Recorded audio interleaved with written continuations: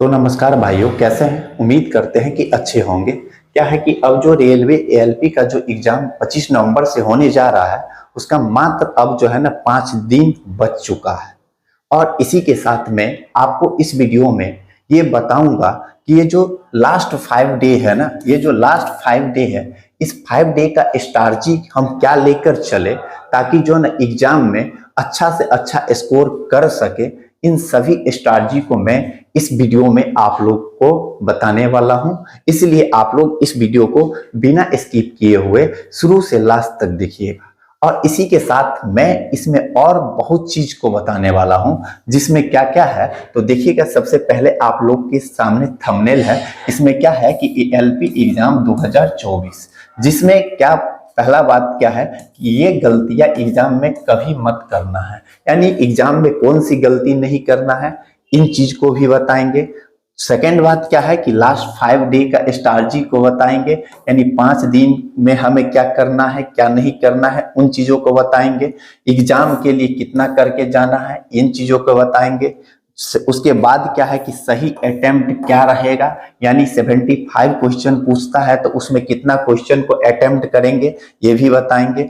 और ये जो वीडियो है ना, आपको जिसका भी एग्जाम 25 का हो या 26 का हो या 27 या 28 29, इस 5 दिन में किसी भी दिन एग्जाम हो, उन सभी के लिए ये वीडियो जो है ना काफी हेल्पफुल है। इसलिए इस वीडियो को बिना स्किप किए हुए शुरू से लास्ट तक देखिएगा, क्योंकि मैं इस वीडियो में आप लोगों को एग्जाम से रिलेटेड सारे फंडा को बताऊंगा, ताकि जो है ना आप लोग इस मेथड को एग्जाम में अपनाते हैं तो आपको जो है ना स्कोर अच्छा से अच्छा प्राप्त कर सकते हैं। ठीक है, तो चलिए चलते हैं, इन सभी बातों पे हम बात कर लेते हैं। ठीक है, तो देखिए सबसे पहले मैं एक चीज बता दूं कि एक क्या है लाइन है, एक जो है ना शायरी है, क्या है कि कहता है कि जीवन का सबसे बड़ा गुरु जो है ना वक्त होता है। यानी जीवन का जो सबसे बड़ा गुरु क्या होता है, वक्त होता है। क्योंकि वक्त जो क्योंकि जो वक्त सिखाता है वो कोई नहीं सिखा पाता। यानी जीवन का सबसे बड़ा गुरु वक्त होता है, क्योंकि वक्त जो सिखाता है ना वो कोई नहीं सिखा पाता। ठीक है, तो ये लाइन था। तो चलिए हम बात करते हैं जिन चीजों पे बात करना है उस पे।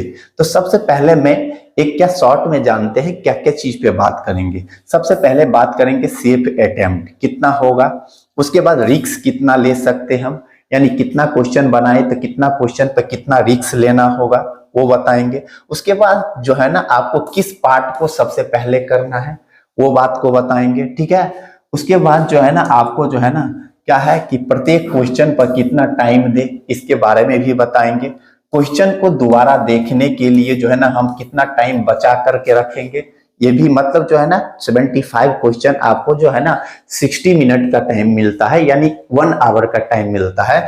तो मतलब एक बार में जो है ना पूरा जो है ना 60 मिनट का जो टाइम मिलता है, पूरा एक ही बार में नहीं, टाइम को हम खत्म कर देंगे। यानी क्वेश्चन को दोबारा देखने के लिए भी टाइम बचा कर रखेंगे। तो वही कहे कि क्वेश्चन को दोबारा देखने के लिए कितना टाइम को हम बचा करके रखें, ये बात इस पे भी बात करेंगे।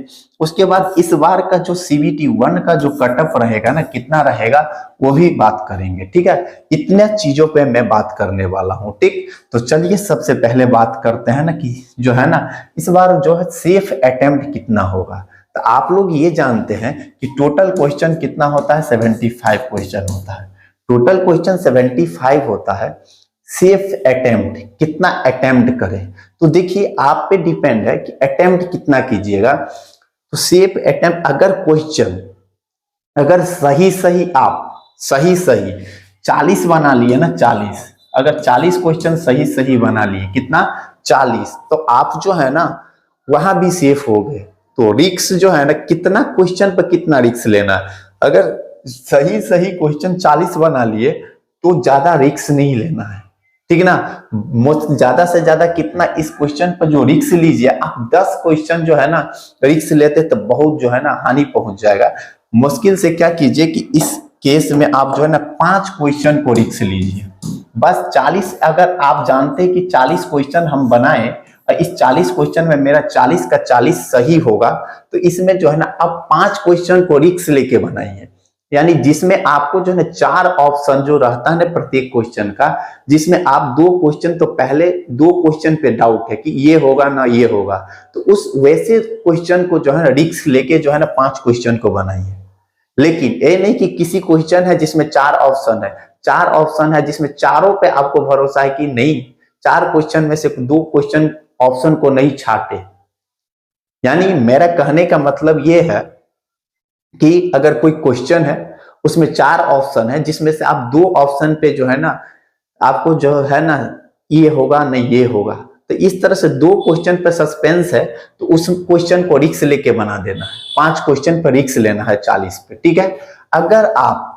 अगर आप जो अटेम्प्ट सही सही कितना करते हैं, 45 से 50 के बीच करते हैं, 45 से 50 के बीच अटेम्प्ट करते हैं ना, तो आपको रिस्क लेने का कोई जरूरत नहीं है। फिर भी अगर 5 क्वेश्चन रिस्क लेते हैं, फिर भी जो है ना इस पे भी 5 क्वेश्चन रिस्क लेते हैं तो कोई प्रॉब्लम नहीं होगा। यानी 5 क्वेश्चन रिस्क लीजिएगा, आप रिस्क वैसे ही क्वेश्चन पे लीजिए जिसमें आप 2 ऑप्शन पे फंस रहे हैं। अगर चारों का चारों ऑप्शन पे फंस रहे हैं तो उस क्वेश्चन का रिस्क नहीं लेना, उस क्वेश्चन को छोड़ देना है, क्योंकि रेलवे का जो निगेटिव मार्किंग होता है 1 बाई थॉट होता है। क्योंकि निगेटिव अगर 3 क्वेश्चन गलती करते हैं ना तो 1 क्वेश्चन का जो है ना नंबर खा जाता है, इसलिए जो है रिस्क ज्यादा लेना ही नहीं है, ठीक। तो 45 से 50 अगर सही अटेम्प्ट करते हैं तो आप 5 रिस्क ले सकते हैं, ठीक। अगर आप जो है ना 50 से 55 के बीच जो है ना आप सही कर रहे हैं, 50 से 55 तो एक भी रिस्क नहीं लीजिए, बस इतना करके आइए, आपका जो है ना रिजल्ट कोई नहीं रोकेगा, ठीक है ना। 55 से 50 सॉरी यहाँ 50 से 55 होगा, 50 से 55 अटेम्प्ट सही सही करते हैं तो आपको एक भी क्वेश्चन रिस्क नहीं लेना है, ठीक है। इससे ज्यादा जो क्वेश्चन करते हैं 55 से ज्यादा, जो 55 से जो है ना 55 से ज्यादा करते हैं, 55 से ज्यादा जो करते हैं ना ज्यादा, वो तो एक और भी नहीं रिस्क लीजिए, इसका रिजल्ट जो है ना 100 में 200% आएगा, ठीक है, समझ गए। यानी आपको सेफ अटेम्प्ट जो है ना कितना होगा, तो आप कम से कम जो है ना 45 क्वेश्चन जो है ना बनाइए। 45 क्वेश्चन बनाते हैं तो 5 क्वेश्चन पर रिस्क लीजिए, क्वेश्चन पे ज्यादा रिस्क नहीं लेना, क्योंकि ज्यादा निगेटिव में जाइएगा तो आपको सही क्वेश्चन जो है ना क्या होगा उसमें से नंबर काट लिया जाएगा, ठीक है। इसलिए जो है ना रिस्क वाला क्वेश्चन ज्यादातर सही नहीं होता है, इसलिए ज्यादा रिस्क नहीं लेना है। जिन बच्चा को कम नंबर बनाते हैं, मान लीजिए 20 नंबर बना दी, तो उसको तो रिस्क लेना पड़ेगा। अगर कोई बच्चा मान लीजिए 20 ही क्वेश्चन सही सही बनाए, 20 क्वेश्चन बनाइए तो आप रिस्क लीजिए, ज्यादा ज्यादा रिस्क लेना पड़ेगा, क्योंकि 20 पे तो रिजल्ट आने वाला है नहीं। इसलिए जो है ना रिस्क, इसमें आप 20 क्वेश्चन रिस्क लीजिए, वैसे भी रिजल्ट तो आएगा नहीं, रिजल्ट नहीं आएगा तो 20 क्वेश्चन रिस्क लीजिए, हो सकता है कि आपका रिजल्ट जो है ना क्वेश्चन सही हो जाए। लेकिन जो इस बीच में जो नंबर अटेम्प्ट कर रहे हैं तो आप ज्यादा रिस्क नहीं लेना है, ठीक है। उसके बाद ये बता दी आपको सेफ अटेम्प्ट कितना है, रिस्क कितना ले, तो रिस्क हर एक केस में बताए कि इतना इतना रिस्क लेना है। अब सेफ अटेम्प्ट जो है ना आप 45 से 50 के बीच रखिए, कि 45 से 50 के बीच अगर अटेम्प्ट रखते हैं ना तो आपका रिजल्ट 100% आएगा, ठीक है। उसके बाद वाला बात है कि क्या बताएं, उसके बाद वाला बात जो मैं बता रहा हूं कि जो है ना आपको क्या बता रहा हूं कि किस पार्ट को पहले करें। यानी इसमें 4 चीज पूछा जाता है, मैथ पूछता है, रीजनिंग पूछता है, साइंस पूछता है और जनरल अवेयरनेस पूछता है, कि पहले मैथ करे या रीजनिंग करे या साइंस करे या जनरल अवेयरनेस करे। तो इसमें कभी भी कोई क्वेश्चन आ जाएगा, तो रेलवे में ये मुद्दा है नहीं। तो आप जो क्या कीजिए, तो इसमें कोई सा भी पोर्शन को पहले और बाद में नहीं कर सकते हैं, ठीक है। तो ऐसा पोर्शन होता नहीं है, इसलिए जिस तरह से क्वेश्चन आता है उसी तरह से बनाते जाइए। अब बात करते हैं नेक्स्ट चीजों पे। नेक्स्ट चीजों पे क्या बात करते हैं, तो नेक्स्ट चीज जो है ना प्रत्येक क्वेश्चन पर कितना समय देना है। तो देखिए 75 क्वेश्चन होता है जिसमें 60 मिनट का टाइम रहता है, ठीक ना।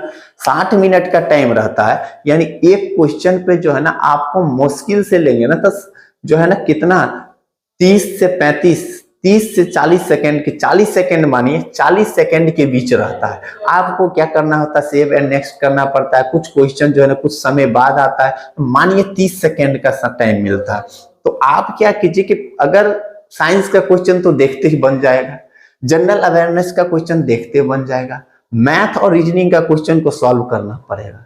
तो देखिएगा अगर जो है ना जो क्वेश्चन आ रहा है माइंड में सेट है साइंस का क्वेश्चन है या जनरल अवेयरनेस का, जो पूरा याद है उसको टिक करना है, जिस पे थोड़ा भी डाउट है उसको क्या मार्क एंड रिव्यू करना है, छोड़ देना है, वक्त ज्यादा नहीं बिताना है उस क्वेश्चन पे, ठीक है। उसी तरह से मैथ का भी क्वेश्चन अगर आएगा ना, तो मैथ का क्वेश्चन अगर सवाल को पढ़ते ही समझ में आ गया तो उस क्वेश्चन को सॉल्व करना है। अगर समझ में नहीं आया, अगर थोड़ा भी प्रॉब्लम हो रहा है, तो उस क्वेश्चन को मार्क एंड रिव्यू करना है, उसको छोड़ देना है और क्या आगे की क्वेश्चन पे बढ़ना है। अगर वो क्वेश्चन आपसे फंस रहा है, नहीं बनने लायक है, तो उसको सेव एंड नेक्स्ट करके चलना है। और जो क्वेश्चन आपको बनने लायक है उसको मार्क एंड रिव्यू करके जो है ना आगे बढ़ना है, ठीक है ना। यानी एक क्वेश्चन पे फर्स्ट चांस में पहले बार जो क्वेश्चन बना रहे हैं, तो प्रत्येक क्वेश्चन पे ये टारगेट बना के रखिए कि साइंस का क्वेश्चन देखते ही बन जाएगा। मैथ्स का क्वेश्चन या रीजनिंग का क्वेश्चन है तो एक क्वेश्चन पे हम मतलब जो 30 सेकेंड से ज्यादा वक्त नहीं देंगे, 30 सेकेंड से ज्यादा वक्त हम नहीं देंगे एक क्वेश्चन पर। इस तरह से जो है ना एक बार में हम टोटल 75 क्वेश्चन को देखने के लिए मात्र हम सोचेंगे ना 45, यानी जो है ना 45 से 50 मिनट के अंदर करेंगे। अगर 40 से 45 के अंदर करते हैं, यानी टोटल 75 क्वेश्चन जो होता है ना 75 क्वेश्चन, इसको एक बार देखने में जो है ना हम कितना समय लेंगे, समय जो है ना समय आप जो है ना 45 से 50 मिनट ही लेंगे, 45 से 50 मिनट के बीच में समय लेंगे। कितना मिनट के बीच समय लेंगे? 45 से 50 मिनट के बीच समय लेंगे। अगर 40 से 45 लेते तो आपको 15 मिनट बचता है, अगर 50 मिनट भी लेते तो 10 मिनट समय बचता है। अब 10 मिनट में मान लीजिए कि एक बार में मान लीजिए जो क्वेश्चन है कि जो है ना 15 क्वेश्चन छूट गया है मुझसे, 15 क्वेश्चन छूट गया है या 20 क्वेश्चन छूट गया है, यानी कितना क्वेश्चन छूट गया है? 20 क्वेश्चन जो है ना आपसे छूटा हुआ है, 20 क्वेश्चन अभी छूटा हुआ है। तो 20 क्वेश्चन में आप 10 मिनट में हो सकता है 15 क्वेश्चन भी तो कर सकते हैं, 10 ही क्वेश्चन कर सकते हैं, 10 क्वेश्चन कर सकते हैं कि नहीं। ऐसा नहीं करना है कि एक ही बार में पूरा वक्त जो है ना 75 क्वेश्चन को देखने में ही बिता दीजिएगा। वक्त को टाइम को जो है ना टाइम को बचा के रखना है दोबारा देखने के लिए क्वेश्चन, क्योंकि जो क्वेश्चन आपको फर्स्ट चांस में नहीं बना वो क्वेश्चन अगर बनने लायक होगा तो सेकेंड चांस में बन जाता है, ठीक है। इसलिए दोबारा क्वेश्चन को जरूर देखना है, उसके लिए 10 मिनट कम से कम टाइम बचाना है, हो सके तो 15 मिनट तक बचाना है, ताकि जो है ना दूसरा टाइम में जो क्वेश्चन नहीं बना रहे उस क्वेश्चन को आप सॉल्व कर सके, ठीक है। इस तरह से क्वेश्चन को टाइम देना है, ज्यादा वक्त नहीं देना है, जो नहीं बनेगा उसको मार्क एंड रिव्यू करके चलना है, ठीक है। इस तरह से जो है ना आपको मैं बताया कि कितना जो है ना टाइम देना है क्वेश्चन पे, दोबारा समय कितना बचा के रखना क्वेश्चन को देखने के लिए। अब मैं बात करता हूं कि जो है ना इस बार का जो है कटअप जो है ना कटअप कितना रहेगा। कटअप जो है ना इस बार CBT 1 का जो कटअप है, CBT 1 का जो है ना कटअप जो है ना कितना रहेगा, CBT 1 का कटअप। इस बार का कटअप जो है ना CBT 1 का, आप जानते हैं कि वैकेंसी कितना है, तो लमसम 19,000 वैकेंसी है। आप जानते हैं वैकेंसी कितना है? वैकेंसी जो है ना वैकेंसी जो है ना 19,000 है, 19,000 वैकेंसी है, 19,000 वैकेंसी है। और टोटल फॉर्म फिलअप कितना हुआ है? तो 19 लाख फॉर्म फिलअप हुआ है, ठीक, 19 लाख फॉर्म फिलअप हुआ है। और इसका जो रिजल्ट देगा ना CBT 1 का जो रिजल्ट देगा, ये रिजल्ट जो देगा ना, रिजल्ट आपको रिजल्ट देगा 15 टाइम्स देगा। कितना टाइम्स देगा? 15 टाइम्स देगा, 15 गुना देगा। इसका 15 गुना जो होगा ना, इसका 15 गुना जो होगा आपको 2,85,000 होगा। कितना होगा? 2,85,000 होगा। अब भाई 2,85,000 होगा और 19 लाख बच्चा है, इसमें जो है ना बच्चा मान लीजिए 4 लाख बच्चा जो है ना अब्सेंट भी होगा, क्योंकि हर एक एग्जाम में जो है ना 30% 40% बच्चा अब्सेंट होता है। मान लीजिए हम 30% ही बच्चा अब्सेंट मारेंगे तो 4 लाख बच्चा अब्सेंट होगा, 15 लाख बच्चा प्रेजेंट होगा। 15 लाख का जो है 2,85,000 लमसम 3 लाख रिजल्ट देगा भाई, 3 लाख रिजल्ट देगा तो 3 पंचे 15, कितना? 5 बच्चा पे कंपटीशन है। हाँ कितना? 5 पर 5 बच्चा पे जो है ना कितना, मतलब 3 पंचे 3 लाख है, उधर रिजल्ट देगा। इधर कितना है आपको?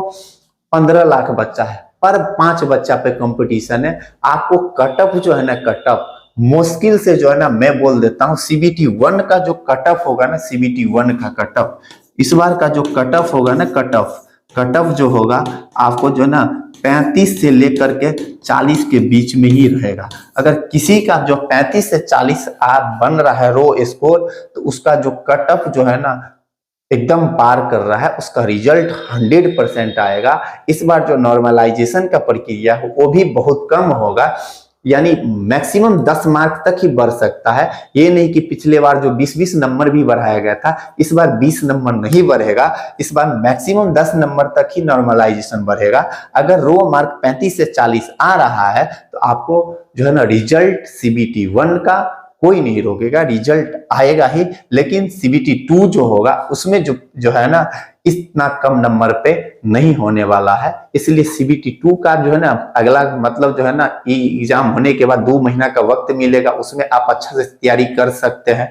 इसमें ये टारगेट बना के रखे कि हमको 35 से 40 के बीच में आना चाहिए। जो बच्चा कमजोर है उनके लिए तो इतना कम से कम तो इतना टारगेट लेके चलना है, और जिनका तैयारी है तो वो तो 60 भी लाएगा, 55 भी लाएगा, उसके लिए तो रिजल्ट आएगा ही।